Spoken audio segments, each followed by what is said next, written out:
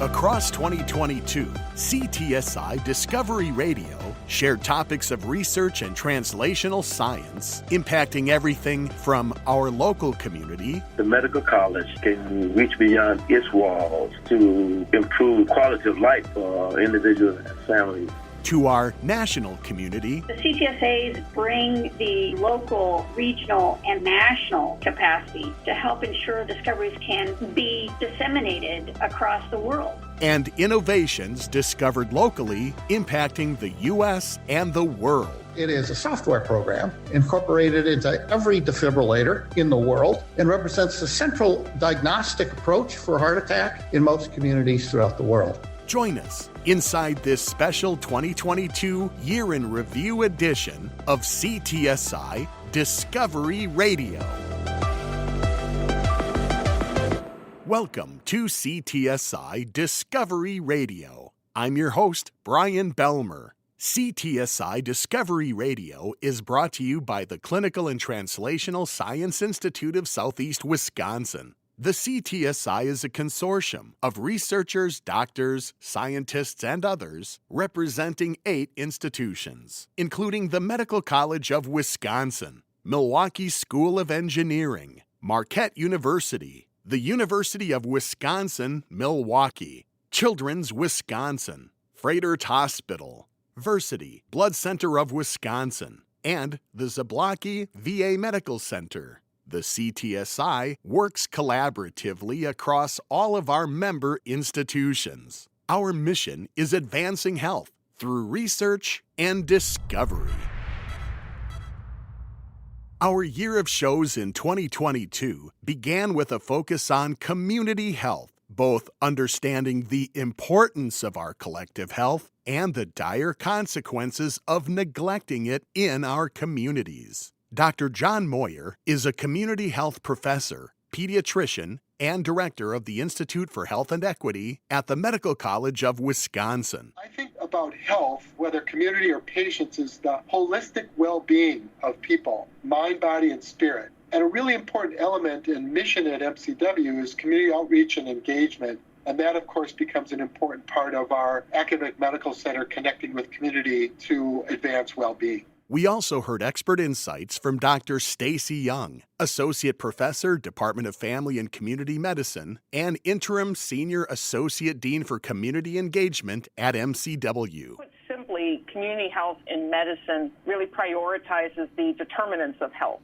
That might include economic determinants, other social determinants, the physical environment. So it prioritizes different determinants to attain optimal quality of health. And both shared their concerns about the consequences of neglecting community health. Ryan, the consequences are really serious and concerning. It's not just about individual people, but we're all wrapped around by family, friends, and social support, our work, our schools, our businesses. So our individual health depends substantially on these other levels. Very straightforward. The consequences are poor health outcomes among families and sometimes an entire community. And there's really no community whose health we can afford to neglect. Learn about building thriving communities through wellness on our January show, episode number 93. For decades, statins have been prescribed for patients to fight and prevent cardiovascular disease. In February, we learned what statins are, how they work, and discovered a clinical trial exploring their role in preventing serious illness beyond cardiovascular disease. Dr. Jake Decker is an assistant professor, Department of Medicine at the Medical College of Wisconsin and a physician at Froedtert Hospital, who told us, Statins are a general class of medications that we have that historically were developed to help lower cholesterol levels. And they do a very good job at lowering cholesterol levels, but probably more importantly, by doing that, they help lower the risk of cardiovascular disease, risk of heart attack, risk of stroke, risk of plaque buildup, and things like that. Assessing a patient's risk for cardiovascular disease is critically important. The majority of my role at Medical College of Wisconsin and Froedtert is preventative medicine. When I sit down with a patient and think about how can I help the person in front of me lower their risk of having a heart attack or a stroke, we think about risk factors, and one of the things that falls in this category is cholesterol level. Statins have proven to be effective, even beyond their role of lowering cholesterol. Part of that risk calculation includes age, and so sometimes patients may be relatively healthy, but because they've lived on this earth long enough, they have a high enough risk of a heart attack or stroke where a statin may be helpful for them. And now there's research on whether statins might also prevent dementia. Dr. Jeffrey Whittle is professor, Department of Medicine at the Medical College of Wisconsin and co-principal investigator of the Preventable Clinical Trial Program. Why are statins considered to possibly have impact in preventing dementia? There's a fair amount of evidence that cardiovascular risk factors contribute to dementia. Treating high blood pressure is one of the few things we have that actually does reduce the risk of dementia. There was a thought that, well, perhaps treating cholesterol would be similarly beneficial because high cholesterol causes vascular disease, and vascular disease contributes to dementia. Just like plaque and blockages can build up in the arteries for the heart, that same blockage and plaque buildup can happen in the small arteries that supply our brain. And so perhaps statins, in addition to helping protect the heart, can protect the brain against dementia. Discover how statins make disease preventable on our February show, episode number 94. Resuscitation has been an absolute cornerstone of emergency medicine, and for over 35 years, landmark discoveries in resuscitation research have been made right here in our community. Our March show focuses on the career highlights of the Medical College of Wisconsin's Dr. Tom Aufderheide, an internationally recognized expert and pioneer in emergency cardiac care, and the presentation he gave titled Original Discovery in Resuscitation Research, a 35-year history. It's always best to start at the beginning. This man, Joseph Darren, was the first chair of this Department of Emergency Medicine and founded the Fredert Emergency Department. Shortly thereafter, he founded the first emergency medicine residency in Wisconsin, and I believe the fourth in the country, one that I benefited from in my own personal education. Throughout his presentation, Dr. Aufderheide shared his insights and expertise in pioneering many resuscitation diagnostic tools and devices, including the evolution of the electrocardiogram. Now, at that time, and still today, the only way you can diagnose a heart attack is with a 12-lead electrocardiogram. At that time, it was about the size of a shopping cart. It was only located in a hospital or a clinic. It was printed out on a piece of paper, and it had to be interpreted by a physician. Essentially, what we did was we brought the patient to the machine. Dr. Aufderheide envisioned something different, something better. I was working with Marquette Electronics at that time, developing computerized interpretation of 12-lead ECGs. And I looked at a recent electrocardiograph that they did. And I said, I bet if we digitized this, miniaturized it, and put it on the ambulance, we could diagnose heart attacks in people's living rooms and facilitate and reduce the time to definitive treatment. So, a prototype was created. But while archaic by today's technology standards, historically, this was the ability for the first time to take the electrocardiogram to the patient. Hear 35 years of groundbreaking discoveries in resuscitation research on our March show, episode number 95.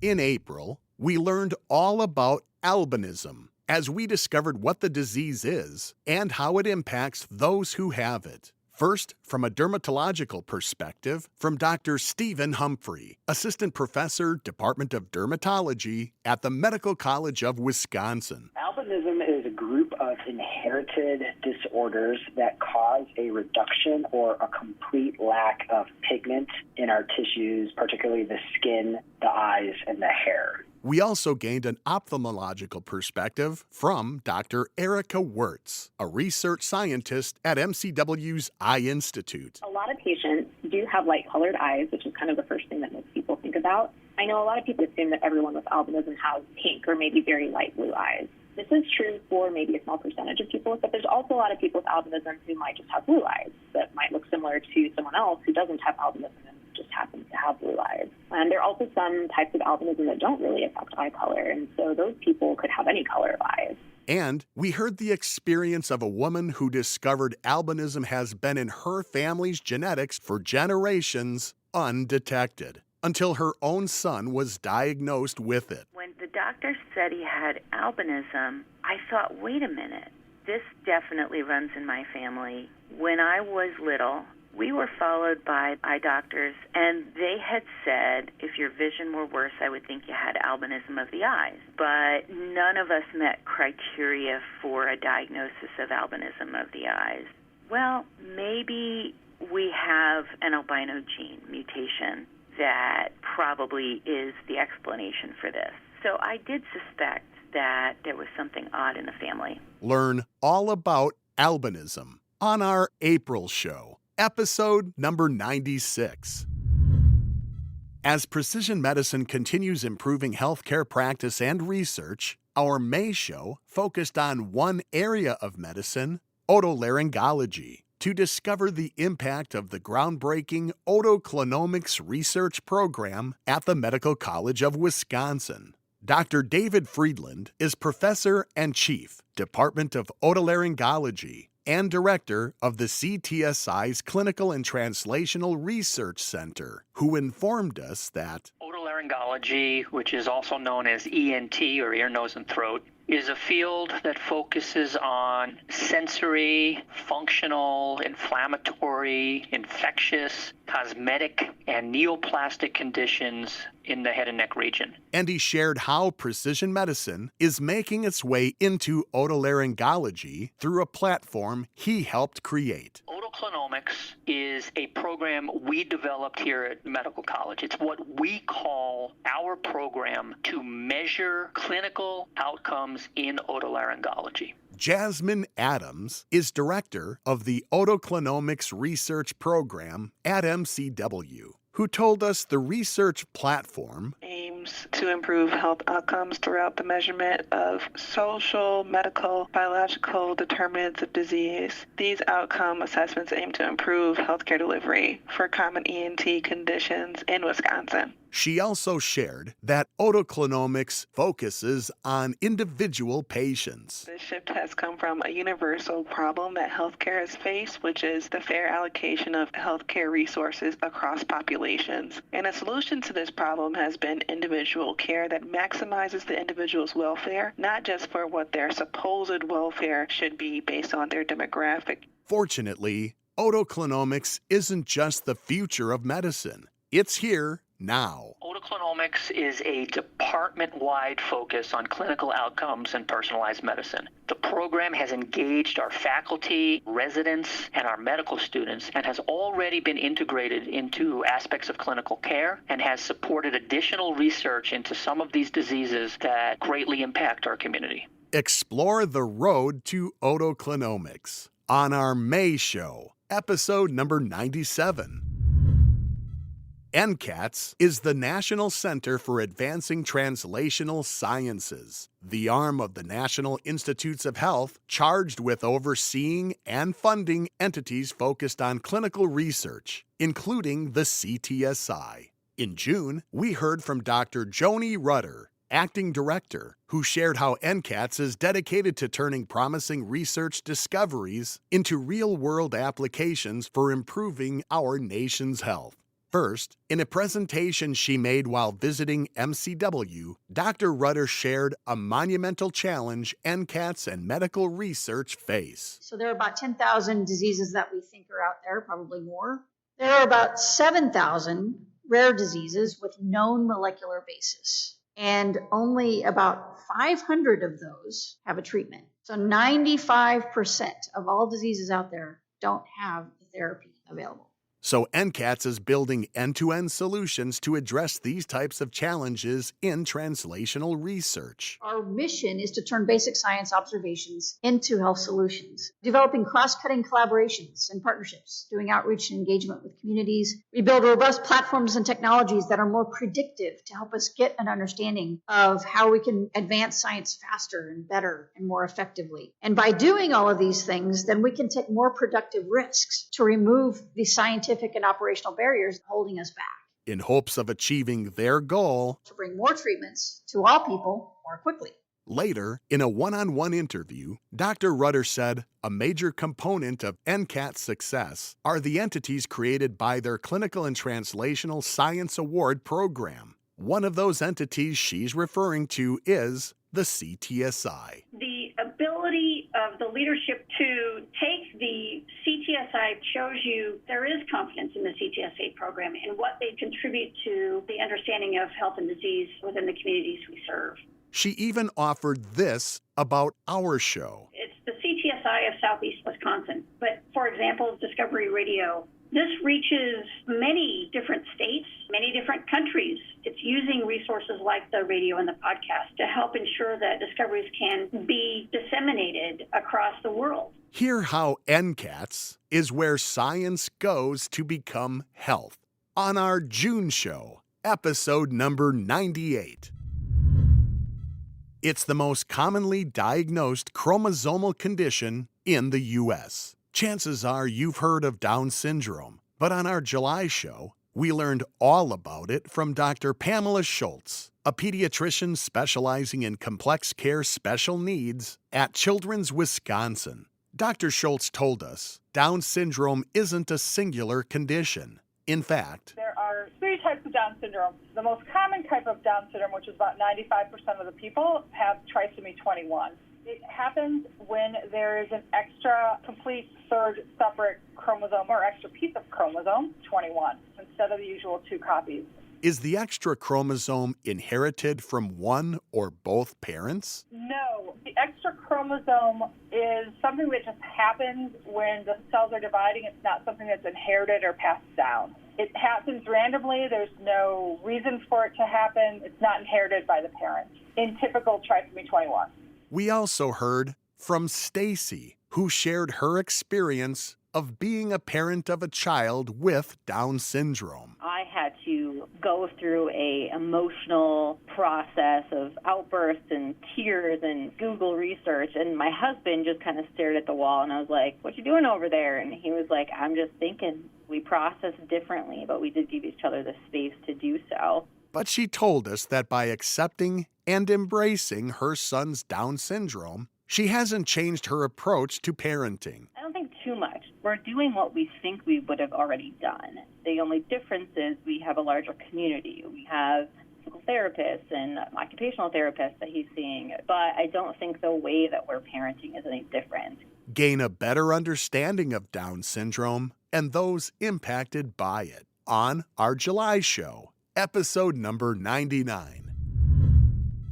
Emerging technologies are continually changing medical practice, whether improving how we take medications or by creating new innovations that increase treatment options. In August, we learned about a couple of emerging technologies with roots in our community that are changing the future of medicine. First, we heard from Dr. Abhay Chauhan, Associate Professor of Biopharmaceutical Science in MCW's School of Pharmacy, on his research in nanoparticle technology to target the delivery of medication directly to the source needing treatment. So just how small are the nanoparticles in his research? Basically, if you take a human hair, that's around 50 to 100 micrometers. Nano is 1,000 times less than 1 micrometer. They are very small particles.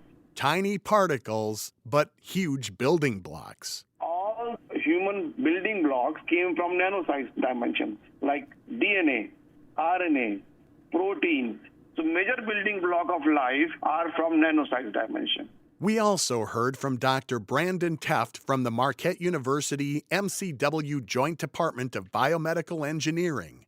Dr. Awi Tomita Mitchell is a professor of pediatric cardiothoracic surgery at MCW. Together, they explain the key advantages of 3D bioprinting living heart tissue. We can create tissue of a custom size and shape and also made from a patient's own unique cells that has their own unique genetic makeup. So this is especially important in the context of congenital heart disease because each patient has a unique underlying genetic cause for their disease. We have worked to generate what are called induced pluripotent stem cells, or iPSCs, from a variety of sources. Cells from skin, from blood, and more recently, cells collected from urine. The cells are the key to the whole thing. They have this incredibly valuable resource at Children's Wisconsin called the Congenital Heart Disease Tissue Bank. They've collected biospecimens that have been generously donated, and we're actually able to reprogram the cells in these biospecimens into virtually any cell type in the body, including beating heart cells. Discover these emerging technologies on The August Show, our 100th episode. In 2022, a global outbreak of the monkeypox virus was making headlines. In September, we enlisted the help of an expert to explain what monkeypox are and who is at highest risk for getting them.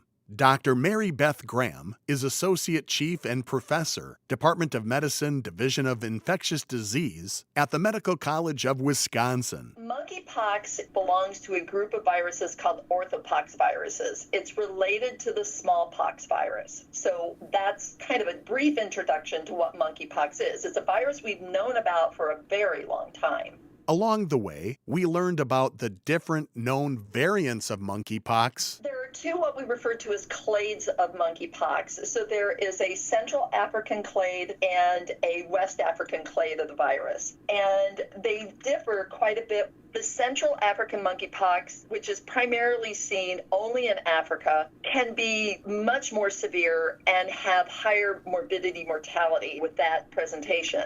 And we learn how monkeypox is spread. In order to transmit monkeypox from one individual to another, there needs to be close personal contact with a source, that being an individual, or if somebody has monkeypox and they have bedding and then somebody comes and sleeps in that bed, could they be exposed to the virus? And the answer is yes. It is less efficient mode of transmission than skin-to-skin contact with somebody who has active lesions. Also in September, we explored an interventional program designed to reduce stress and burnout among healthcare workers, utilizing both traditional and holistic medical approaches. Dr. Shub Agarwal is an assistant professor of cardiology at the Medical College of Wisconsin, who tells us about his Heal the Healer holistic program. What we are offering is for individuals who are identified as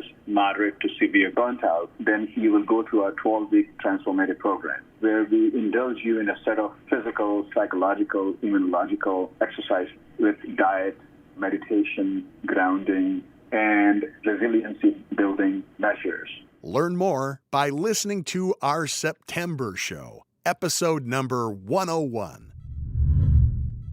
Artificial intelligence is impacting and causing changes in many industries, and healthcare is no exception. Our October show first focused on what artificial intelligence is, with Dr. R.J. Knowing, Assistant Professor of Computer Science at the Milwaukee School of Engineering. Alan Turing, the father of computing, came up with this thing called the Turing test. Let's assume you're chatting on a computer in like a chat window. Can you tell the difference between a human and a computer in that case? If you can't, then that computer is considered an artificial intelligence. Anything that mimics a human convincingly is an artificial intelligence.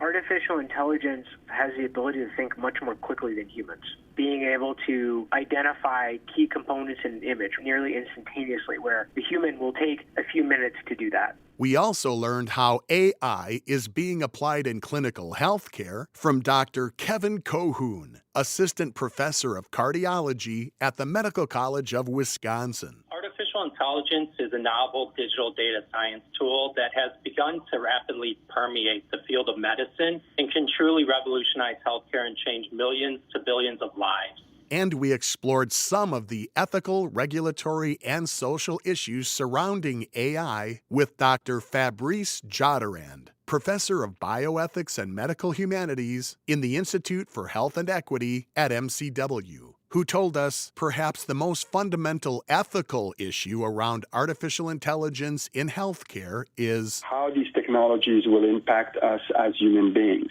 And here, it's not just about the patient, but also the clinician. I don't think AI will replace human beings, but we could reduce the role of physicians to technicians. Gain real understanding of artificial intelligence on our October show, episode number 102. In November, we ended our year of new shows where it began, by focusing on community health. But this time, we focused on a community partnership at the intersection of clinical research, the faith community, and healthcare. Dr. Dorielle Ward is the CTSI's Chief Administrative Officer, Assistant Dean of Clinical and Translational Research, and Executive Director, who shared the many facets of the CTSI Community Care Initiative, initially describing it as a robust, novel, innovative, and collaborative four-divisional community-based clinical and translational research and education infrastructure that really sets a long-term platform for clinical and translational-related activities across the translational spectrum. In CTSI, we use the philosophy of in the community, for the community, and by the community. And she told us that the CTSI Community Care Initiative was launched after several years of building deep trust and meaningful relationship with our faith-based partner, Wisconsin Northwest Jurisdiction Church of God in Christ, Word of Hope Ministries, a 40 Cathedral Church of God in Christ located in the Sherman Park area in Milwaukee, a really underserved community. Bishop C.H. McClelland is president and founder of Word of Hope Ministries, who said teaming with the CTSI aligns with the church's mission to serve the community. It was a wonderful opportunity for the faith community to connect with academia, in this case the medical college, to speak to the health disparities, especially with Black and brown communities. So out of this partnership, we saw where the medical college can partner with the faith community to improve the quality of health in these communities. Thankfully, for Word of Hope, the medical college is not away from the inner city. They are in the central city, boots on the ground, working with the faith community to make sure that we deal with health crisis. We also heard from Dr. Marcy Berger, professor of cardiovascular medicine at MCW, who's helping lead the initiative's Communicare Risk Assessment and Prevention Program. Idea of can you access more people by providing health care within the community was interesting to me. And so when this opportunity came up to form an alliance with the churches, I thought that would be really a great opportunity to screen for atrial fibrillation and high blood pressure in our city. People in the community are cognizant of the fact that we're going to them, and they appreciate that. This is building trust, and people will be more enthusiastic about participating in the research endeavors. Discover the CTSI Community Care Initiative on our November show, episode number 103. And now we've gone through our entire year of shows on this special 2022 Year in Review edition of CTSI Discovery Radio. As always, we thank all of our interview guests from throughout the year. And, of course, we especially thank you for listening to, supporting, and sharing CTSI Discovery Radio throughout this year and in the year to come. I hope you've discovered something by listening to each of this year's shows. And I'm doubly hopeful that you'll join us in 2023. We'll be bringing you another full year of shows that you won't want to miss. Throughout 2023, catch CTSI Discovery Radio on the third Friday every month at noon. Make an appointment on your calendar and join us for each episode. On behalf of the Clinical and Translational Science Institute of Southeast Wisconsin and all of our affiliate partners and members, I'm Brian Belmer, wishing you a blessed holiday season and a happier, healthier new year. For more information about research or to listen to the podcast of any of our shows on demand, please visit our website at ctsi.mcw.edu. CTSI Discovery Radio is written, produced, and hosted by Brian Belmer in collaboration with WMSE Radio. The CTSI and this program are under the direction of Dr. Reza Shakir.